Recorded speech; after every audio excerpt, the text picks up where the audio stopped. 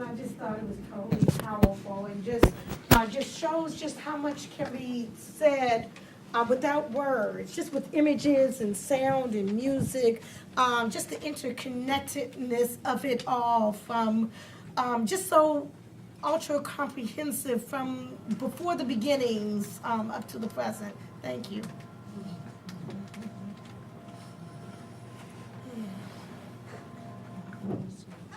Thank you for that. I also thought it was really powerful, and I really appreciated, Carl, your focus on what you call the deep remembering. I thought that was such a beautiful phrase, and I think I certainly come to this conversation less as an activist and more as a teacher, and I think that teaching that deep remembering needs to be a kind of central part of even the policy work, sort of teaching people about, both the past experiences of the land that have been forgotten, and being able to mobilize that as a resource, precisely as you say, is, I think, critically important. So thank you very much for that.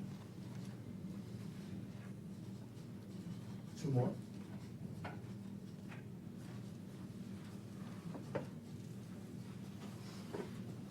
Yeah, I think that in my city, where we have a very large African American population in Oakland, often the press will say, why are people still so upset? Slavery was so long ago,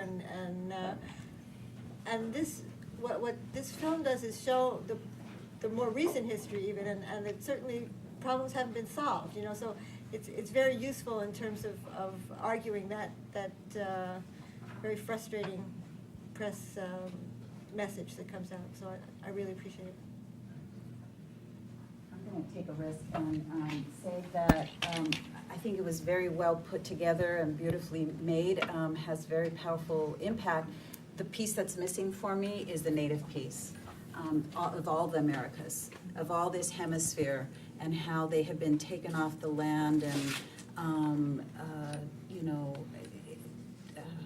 so that's the piece that, for myself, coming from the Americas, from Mexico, and then coming to this part of the land, that's the piece that if I don't see myself reflected in it, it doesn't come home for me necessarily.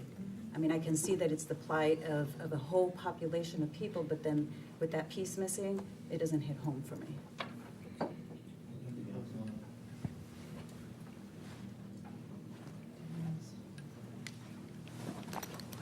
Did you have a comment, sir? And I was going to say, was the purpose to be all-inclusive, comprehensive, exhaustive, as opposed to targeted? Right. And if in fact that was not the case, then I would have to say that the piece was excellent in terms of imagery in showing. so what?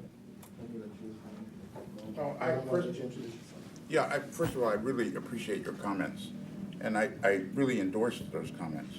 And what we need to understand is that this is one thread in a tapestry that includes every human being on Earth and all living creatures on Earth, and that each of us has a story, and each community has a story that goes back to the beginning of time through our languages and cultures, and we need to lift those stories up, and we need to have conversations about how they're interconnected.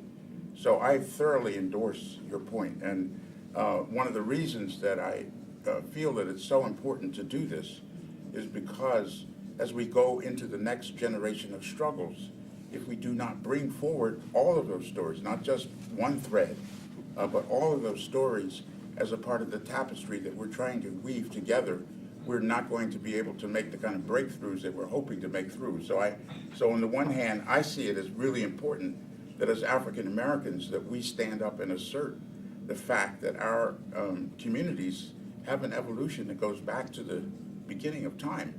But that's not just African Americans. Every person, European Americans, Asian Americans, Pacific Islanders, Native Americans, all of us have that. And I do think the challenge, as Nancy pointed out, that as we go forward and everybody says, oh yeah, it's cool now, we can forget all that. But the fact is it's unresolved, and each of us carries deep in our heart the wounds that come from that. And as we seek to heal, which I think we are going to take those steps to heal, we need to not have a false healing, but a real healing. So I thoroughly endorse those comments, and I wanted to also appreciate what Dr. Bullard said, and as he's done, he and his colleagues and many of us in this room have done a lot of work around Katrina. And one of the lessons of Katrina is that no longer can we think of environmental issues and racial justice issues and economic issues as if they were not connected to each other.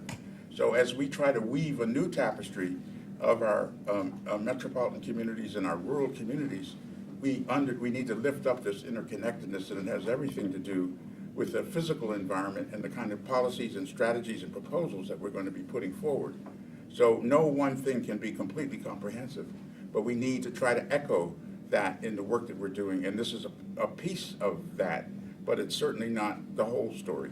So I thank you all for those comments. Well, as always, Carl, so well said. I guess what I would like to add, though, and to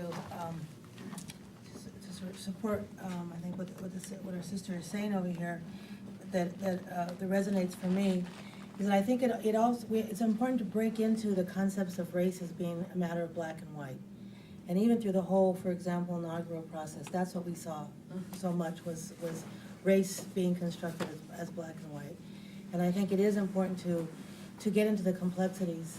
And when you start adding the experiences and identities of indigenous people in the Americas, that one of the things that you also have to then do is acknowledge the history of colonization in this country.